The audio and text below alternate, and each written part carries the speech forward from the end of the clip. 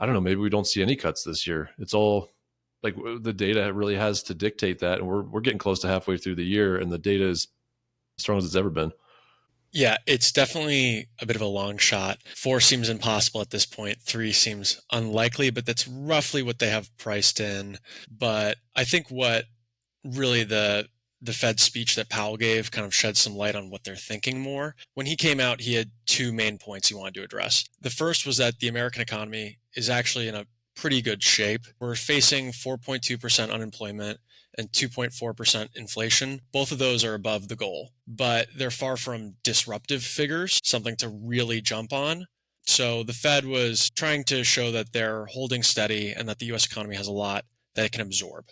The second item that Powell wanted to highlight, though, was that tariffs will be inflationary. There's a question around how big of an impact that's going to be and whether it's a one time shock or more of a continuous trend. It's really impacted by how quickly America can absorb that shock.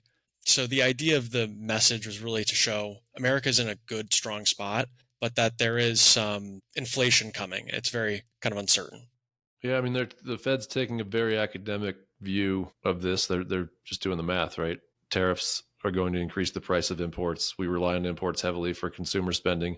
Consumers will spend more on said product by X number of dollars, and that's going to push up inflation.